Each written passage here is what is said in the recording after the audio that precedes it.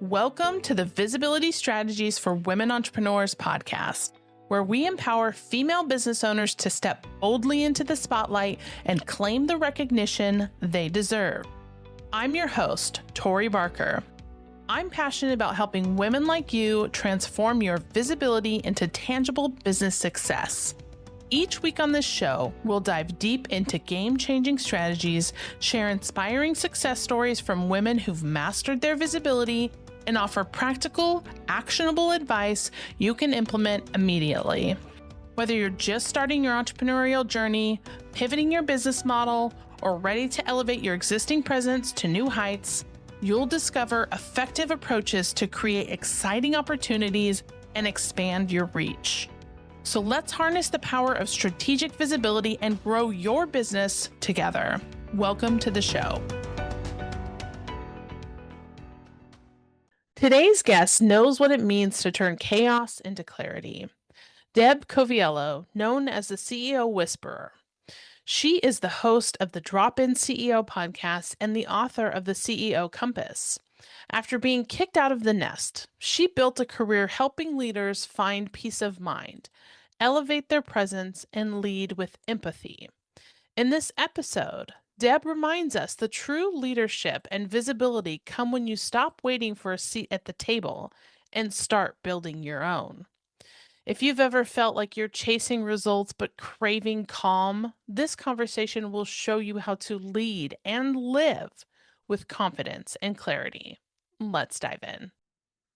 Hi, everyone. Thanks so much for joining us again on the podcast. I am super excited to jump into this conversation and introduce you to my guest, Deb Coviello. Deb, how are you? I'm doing amazing. You and I just started talking about the amazing weather that we've been having here, and now we've got some great conversation to go with. Absolutely. I mean, it's always fun to have that kind of pre-conversation, really to build up that momentum as we jump into this interview process and really start to dive in to share some amazing conversations and topics with our listeners. So I'm very much looking forward to it. And just thank you so much for having me on the show. Yeah. So tell us a little bit about who you are and how you got into the space that you're in now. I always think it's important to talk about the personal side. So again, um, I am 60. Sometimes we don't share our ages, but I feel amazing. I am the mother of three adult children. They are all over the world, so we get to visit them. Married to my best friend for 37 years. And if you listen to my accent, I am a Jersey girl, but transplanted to the beautiful state of Ohio, Cincinnati, an amazing town. I'm a creative at heart. However, a very talkative and creative person when I was very young, but went into education and business and wound up finding myself in manufacturing. I'm a quality and operational excellence expert in leadership. Had a great corporate career, but then got kicked out of the nest and found myself in a place to say, then what is it that I really want to do? What gives me joy? Where can I provide value? Make a little money. So 6.5 years ago, I started my own business, Illumination Partners. My brand, however, and hopefully we talk about this, is the Drop-In CEO, which kind of Yeah. differentiates myself a little bit from a consultant or coach. It's been a wild ride. I love serving small and medium-sized businesses. I've written a book. I got my own podcast. I love the creative process. I love the liberties that I have having my own business. It's a roller coaster. I'm not going Yeah. to lie to you about that, but love the life I have and the opportunity to share my story with you and your listeners. Yeah, so let's talk about the CEO whisperer, right? You talk about that. What does that mean and what shaped that term Yeah. for you today? So, the interesting thing when we think about ourselves as a service provider or a business owner, we need to listen to what our customers or clients might say about us. And I had an engagement with a CEO of a public relations company. And as our engagement progressed, when I'm providing the services, helping her, she too needed to talk to somebody. And over time, and I think when she wrote up a testimonial for me, she called me the CEO whisperer because Love it's one that. of those things we build trust in the work and the consultancy that we do.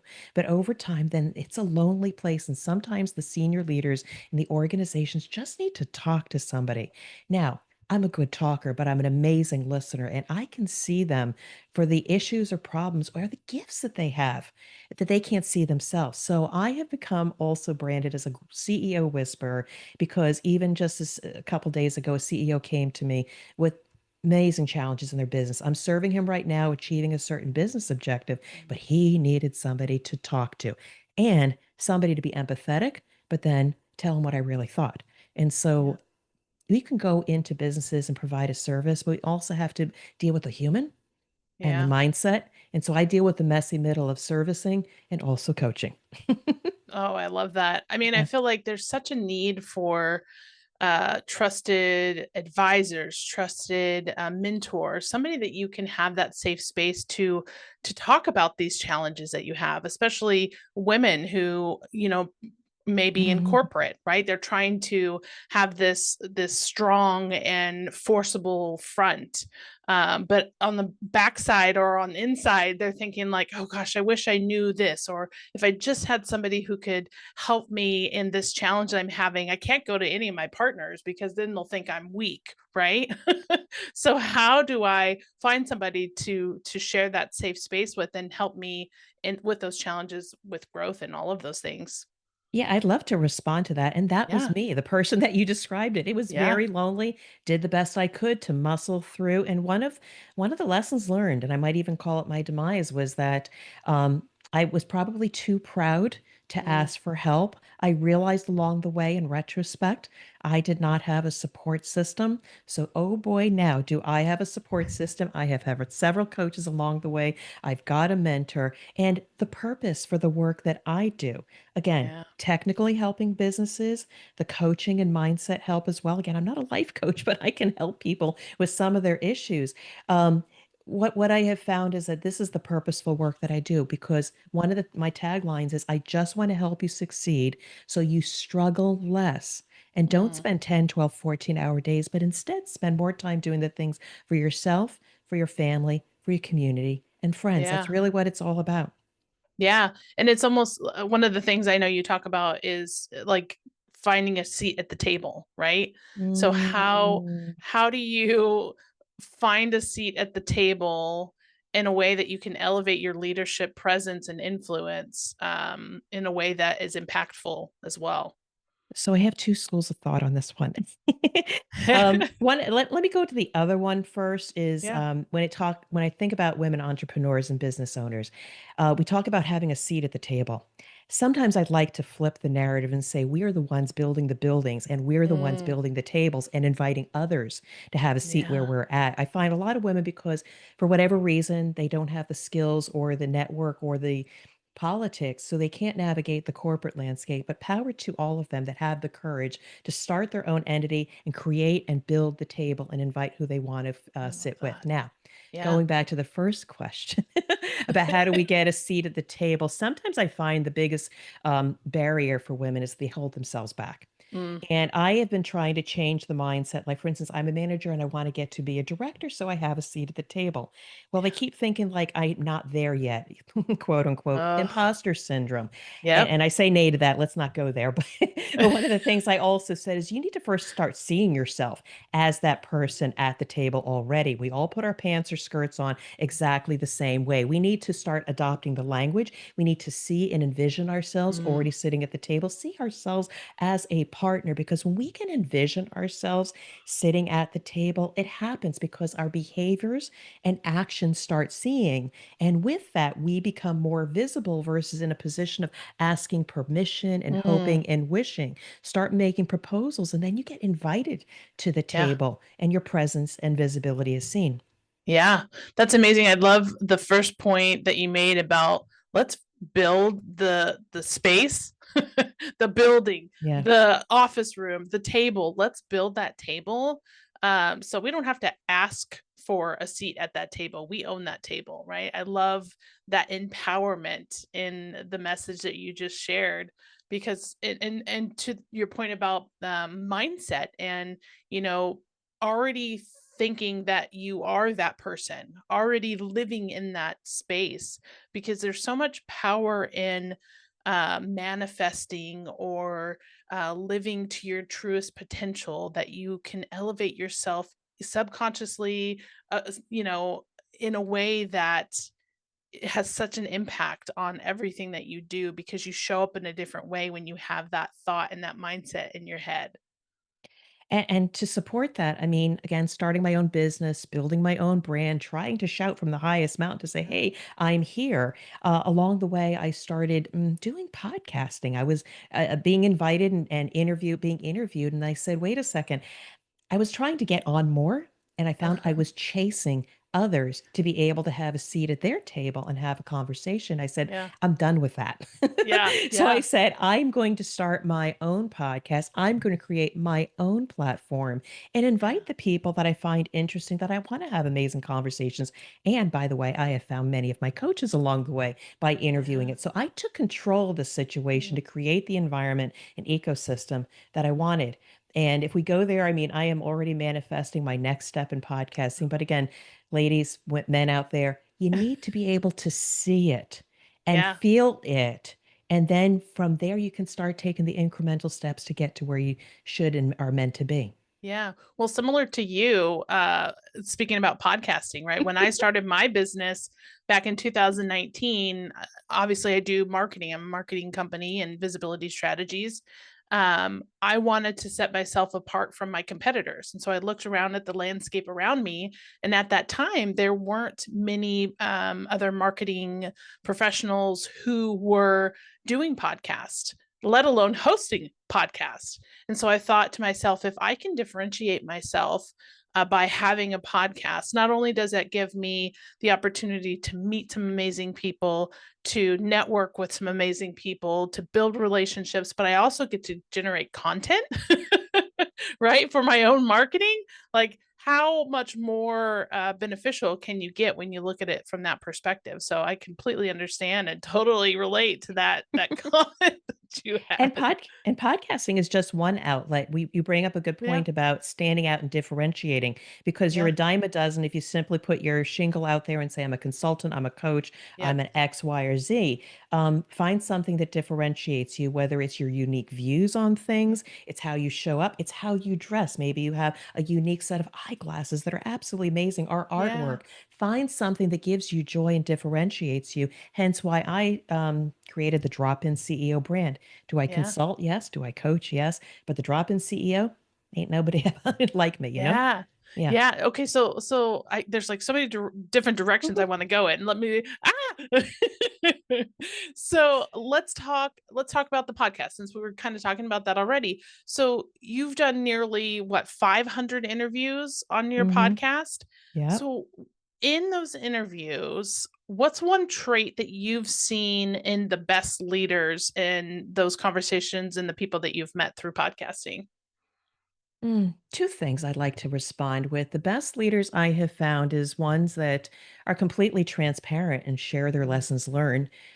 We need to build trust in those leaders, and it can't be all rosy and look at me and look at the results we got. yeah. I respect leaders that talk about how they moved through the organization through people and bringing Mm, others with them, mm. because ultimately we forget about the results that you achieve, but we do remember the legacy and imprint or mark we leave on Yeah. people. So Yeah. again, without the people and supporting them, because that's really what we do.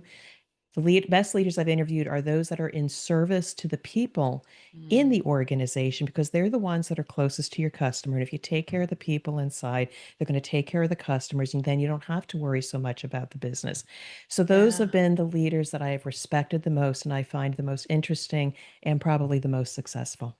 Yeah, I think you're spot on with that because being open and honest about your journey is such a Mhm. trait that I think many people can benefit from because that right there, we talk that aligns with visibility, right? So being able to be truly visible, right? And I really believe that visibility starts internally because you have to be okay with your internal visibility before you can do any outward visibility. Yeah. So yeah, so I know you have a similar thought around that too. So share what your thoughts are on internal Yeah. visibility. So a quick story. I've always been doing video on LinkedIn, more recently also on YouTube. And one of my mentors at the time says, "I love your content, Deb, but you're too stiff. Loosen up a little bit." And I would show up as looking like the corporate with a professional looking face and persona. And while the content was good, it Yeah. wasn't really relatable. So as soon as I kind of took that mask off and I roll my eyes, I smile and I sometimes flub my words, I come across much more relatable. And Yeah. part two, I worked with a brand coach and I had a great brand. I had great messaging, but let's just peel back the layers. And up until a year ago, I never would have told anybody in an interview. And hey, by the way, I got kicked out of the nest. Mm. All that Mm. vulnerability about the low points of, Yeah. struggling. And it was tough for me and I didn't own Yeah. it. And so I Hmm. didn't share it much, but now that I do, people say, "Oh yeah, I understand that's happened to the best of us." So Yeah. be okay with life's vulnerabilities and your own humanity. You will find it connects so much better with the humans you're trying to interact with. Yeah, and I think we all have struggles, right? And so you become so much more relatable when you almost pull back that veil, right? And Yeah. show your true self. Because there's many of us out there who, when we were getting started, we had this perception of the people that we saw around us that Oh they had yeah. it all together. Oh yeah. They were confident, they didn't struggle, they didn't have any challenges because of this facade, if you will, that they've put up. And so I feel like there's been a shift lately and more recently that people are really like, showing up like I'm a mess, right? Here's the mess that I'm in, or here's the mess that I've been through, and let me help you get through your mess because we all go through it. I mean, entrepreneurship specifically is a roller coaster, right? It's going to be Yeah. highs and lows and, steady points and then highs and lows. And so if we don't talk about that, I think there's struggles that we have internally, like I don't know what I'm doing, or self-doubt and all of those things that really hold us Yeah. back when we should be, weathering the storm and looking to the future and, building ourselves up to that future self that we want to be, knowing that we'll get there. So I think key to what, I want to piggyback on to what you're saying is when we're in a place of uncertainty and we're Yeah. talented women, we're very strong, we're resilient again, whether it's family, taking care of friends or elders, we become resourceful, we figure things out, and that's our greatest superpower. So being an entrepreneur, yes, it's a roller coaster. I ran out of money once. I thought I had this thing figured out. I had clients and then the clients dried up. I had to go back to regular employment until I could restart. But in that process, I realized something was off. Yeah. I sought support from guides, from coaches to figure out where in my processes was I off, and it was in business development. And Yeah. since then, I made an investment with coaches to help me navigate that so I never had to go broke again.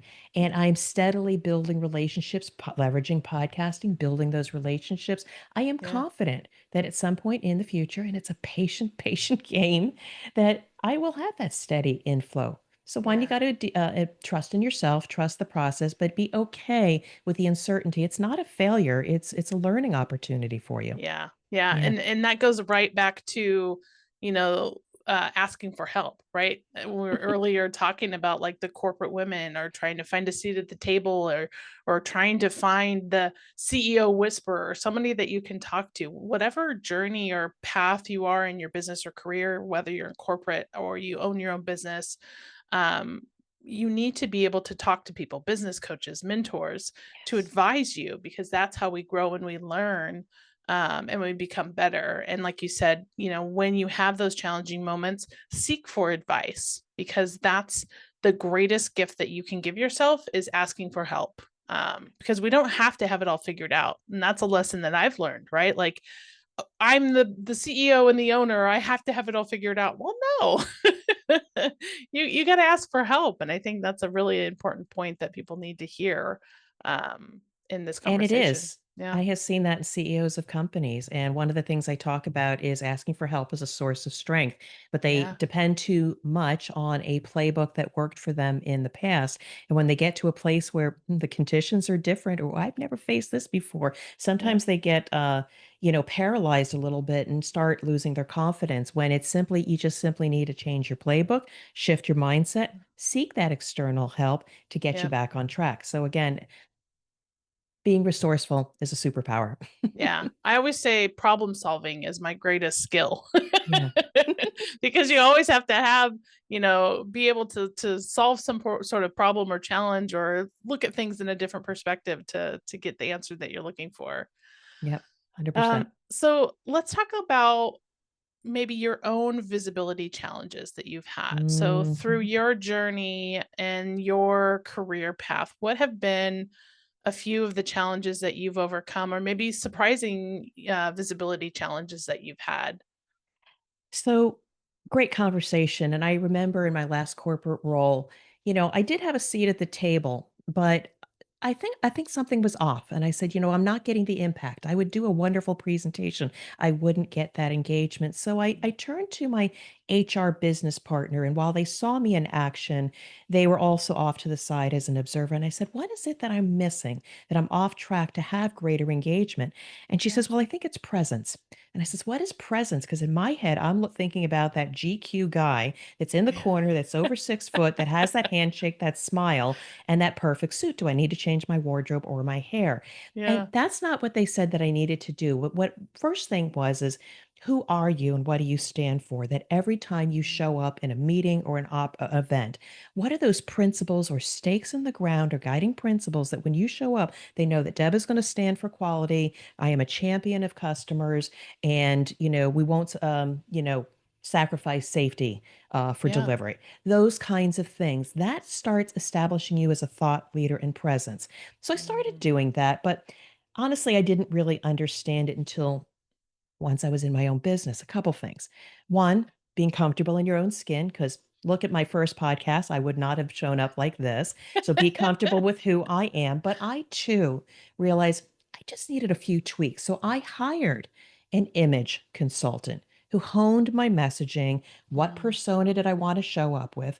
And then we did talk about what colors should I wear? What kind Yeah. of jewelry? How did I want to stand out? How did I want to show up? And even the photos, etc., such that my what I said was consistent with also what I look. Because when you're consistent in what you say and what you feel, and also how you physically look, it's congruent and people can build trust. I learned Yeah. that over a couple 3 years and interviewing the image coach on my podcast. So I found found a person along the way, and I'll never look back. It was an absolutely amazing experience. I felt fabulous for going through the process and feeling more confident. And so when you're Yeah. confident inside, you show up, it resonates a different energy in the way Mm. people engage with you.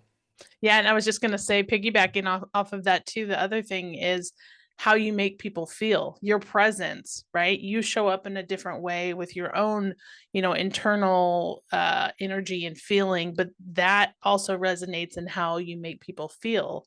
And so it's Yeah. interesting that you well, I'm glad that you had that conversation, right, with the HR person, because obviously you don't know what you don't know. And so by Mhm. asking, you found this out, which took you down this whole different path to Yeah. learn so much more, not only about yourself, but the way that you show up and the way that you make people feel. And so I love that story, because I think all of us should at least, look into that for ourselves, because there's so much that we can benefit from, at least just reflecting and, being conscious of the way we show up and how we feel and what we think about ourselves, and putting that forward in the spaces that we step into.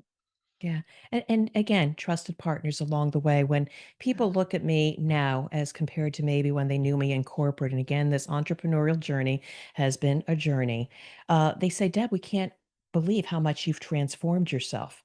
You Mm. know, engineer, corporate to entrepreneur and creative and all that stuff. And then I tell them, I said, well, I think I've returned to the person I once was as Yeah. a creative. And so with time and having trusted partners, coaching, support Yeah. groups, you gain the confidence to regain who you are. And then people, it'll resonate with people. So Yeah. again, ladies, entrepreneurs out there, just know Just be yourself. That's going to connect more with people than all the fancy marketing materials. Again, you need all that stuff, but make Yeah. sure you can connect with another human by being yourself and see the relationships just take off. That's been a game changer for me. Absolutely. Great piece of advice. I think definitely something you have to, listen to, ladies. So, Deb, it has been a pleasure chatting with you. I mean, I feel like this time has just gone by so fast. There's so much more that we can talk about and conversations we can have. But I'd love for you to share a little bit about your book. And I think you have a book coming out soon and how people can get in touch with you. I'd love for people to connect with you as well. Tell us a little bit about how they can do that. All right. Well, Tori, I just want to say thank you so much for the opportunity to talk to you and your audience. It's been a wonderful conversation. Best way for folks to get a hold of me is my website, dropinceo.com. When you go there, you can find more information about my book. Oh, oh, sorry. So Sorry. all you have to do is go to my okay. So all you have to do is go to my website, dropinceo.com. There you can find my book, The CEO's Compass. But also if you go to my website and do dropinceo.com/gift, there you can get a free chapter of the CEO's Compass, both in audio and printed form. And LinkedIn's my playground. So Deborah A. Coviello, the Drop In CEO. Please find me there. I would love to get to know you, connect with you, and see where the conversation may go. So again, Tori, thank you so much for the opportunity. Amazing. Thank you so much, Deb. It has been great chatting with you, and definitely go connect, reach out to Deb, and make it a great day, ladies.